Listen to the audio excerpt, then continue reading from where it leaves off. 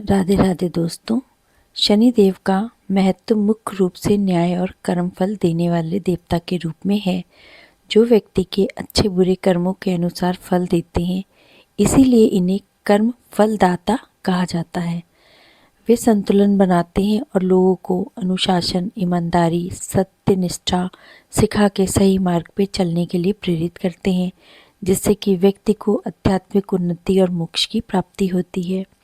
शनिदेव न्याय के देवता हैं। शनिदेव निष्पक्ष न्याय करते हैं और हर किसी को उसके कर्मों का फल देते हैं, चाहे वो अच्छा हो या बुरा हो। व्यक्ति के जीवन में उसके कर्मों के अनुसार ही परिणाम देते हैं, अनुशासन और सही आचरण के लिए प्रेरित करते हैं। चुनौतियों और कठिनाइयों से व्यक्ति को आध्यात्मिक रूप से मजबूत बनाते हैं, सही राह दिखाते हैं, जिससे कि व्यक्ति का अहंकार और वो अपनी गलतियों से बचता है। जीवन में संतुलन बना के रखते हैं, आलस और दुर्व्यवहार से अप्रसन्न होते हैं। शनि ग्रह मोक्ष प्रदान करने वाला ग्रह भी है, जो सही मार्ग पे चलने वालों को अंतिम मुक्ति दिला सकता है। शनिदेव को प्रसन्न करने के जो उपाय हैं वो बहुत ही सरल हैं। शनिवार वाले दिन काले कपड़े, काले तिल, काले उर्द और सरसों के तेल का दान करना चाहिए। शनिवार वाले दिन हनुमान जी की पूजा करनी चाहिए। शनिदेव हनुमान जी के भक्तों से प्रसन्न रहते हैं, इसीलिए हनुमान जी की पूजा करनी चाहिए। पीपल के पेड़ के नीचे सरसों के तेल का दिया जलाना शुभ माना जाता है। मंत्रों का जाप करना चाहिए। ओम शन शनिश्चराय नमः, ओम प्राम प्रीम प्रोम स्वाहा शनिश्चराय नमः। इन मंत्रों का जाप करने से शनिदेव प्रसन्न होते हैं और हमेशा ईमानदारी से रहें, गरीबों और असहाय लोगों की मदद करें, माता पिता एवं बड़ों का सम्मान करें, तो शनिदेव बहुत प्रसन्न होते हैं। शनिदेव की महिमा अपरंपार है।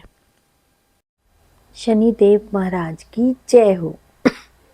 शनिवार का व्रत ग्रह दोषों से मुक्ति दिलाता है।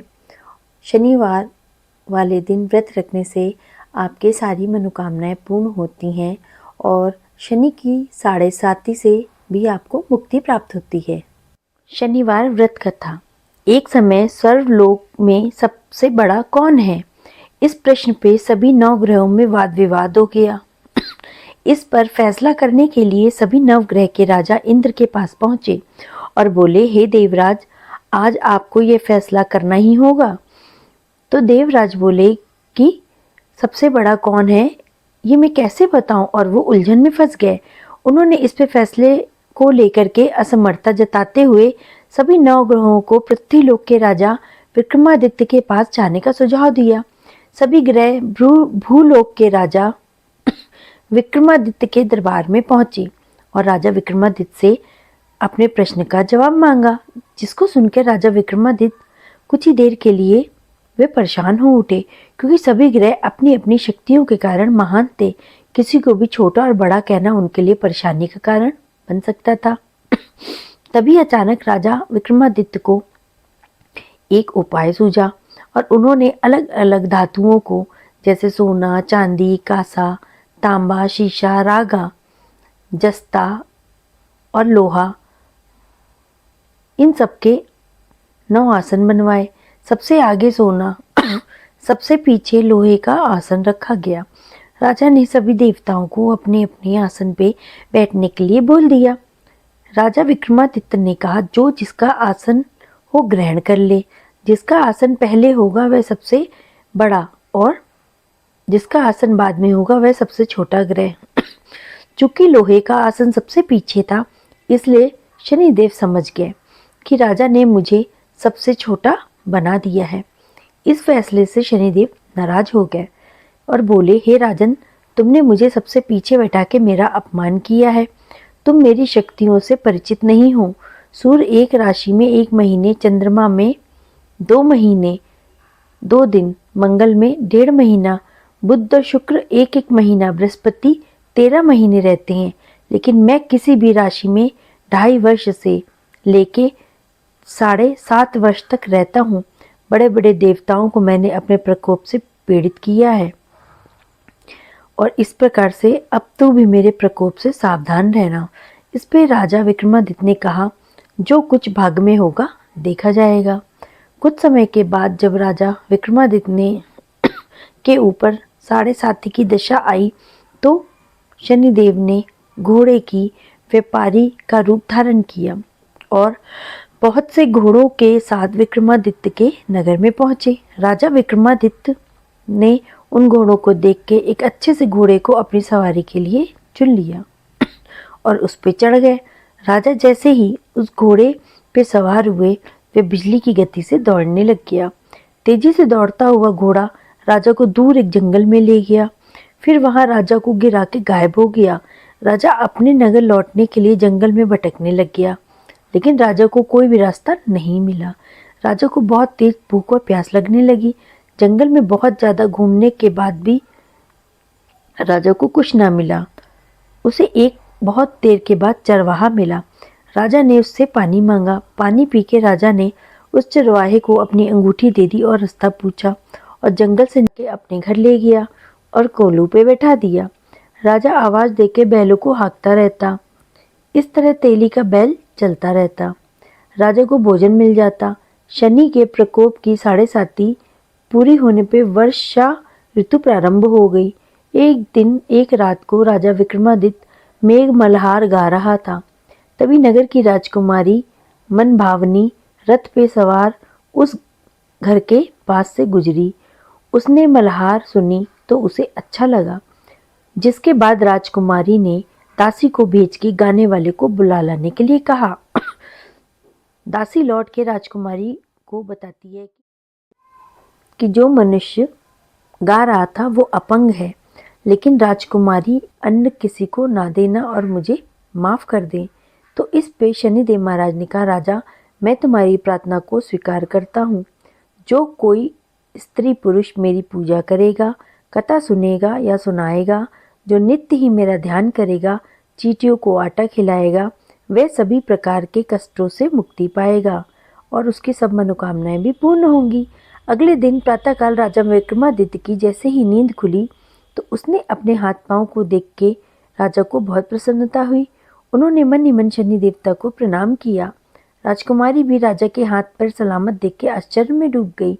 तब राजा विक्रमादित्य ने अपना परिचय देते हुए शनिदेव के प्रकोप के बारे में सारी कथा सुना दी। इधर जब सेठ को यह पता चला तो वह दौड़ता हुआ आया और राजा विक्रमादित्य के चरणों पे गिर के क्षमा मांगने लगा। राजा ने उसको क्षमा कर दिया, क्योंकि वह जानते थे कि यह सब शनिदेव के प्रकोप के कारण ही हुआ है। सेठ राजा विक्रमादित्य को पुनः अपने घर ले गया और भोजन कराया। भोजन करते समय वहां सबके सामने उसी खूंटी ने हार को उगल दिया। सेठ ने भी अपनी बेटी का विवाह राजा के साथ करा दिया और बहुत से स्वर्ण आभूषणों और धन आदि देके राजा को विदा किया। राजा विक्रमादित्य राजकुमारी मन भावनी और सेठ की बेटी के साथ अपने नगर पहुंच गए और नगरवासियों ने हर्ष के साथ उनका स्वागत किया। अगले दिन राजा विक्रमादित्य ने पूरे राज्य में घोषणा कराई कि शनिदेव सब ग्रहों में सर्वश्रेष्ठ हैं। प्रत्येक स्त्री पुरुष शनिदेव को पूजेगा और उनका व्रत करेगा और व्रत की कथा अवश्य सुनेगा। ओम शन शनिचराय नमः। शनिदेव महाराज की जय हो। शनिदेव महाराज बहुत ही दयालु हैं।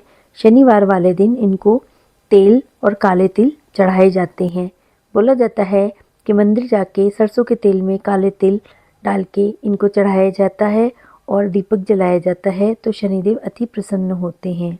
शनिदेव भगवान आप सबके कल्याण करें और आप सब पे हमेशा अपनी दया दृष्टि बना के रखें।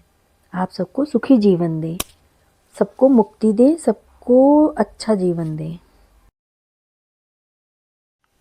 शनिदेव भगवान की आरती। जय जय जय श्री शनिदेव भक्तन हितकारी, सूर्यपुत्र प्रभु छाया महतारी। जय जय जय श्री शनिदेव भक्तन हितकारी, श्याम अंग वक्र दृष्टि चतुर्भुजाधारी, नीलांबर धार नाथ गज की असवारी। जय जय जय श्री शनिदेव भक्तन हितकारी, किरीट मुकुट शीश राजित दीपत है लिलि लारी, मुक्तन की माला गले शोभित बलिहारी। जय जय श्री शनि देव भक्तन हितकारी। मोदक मिष्ठान पान चढ़त है सुपारी। लोहा तिल तेल उड़द महिषी अति प्यारी।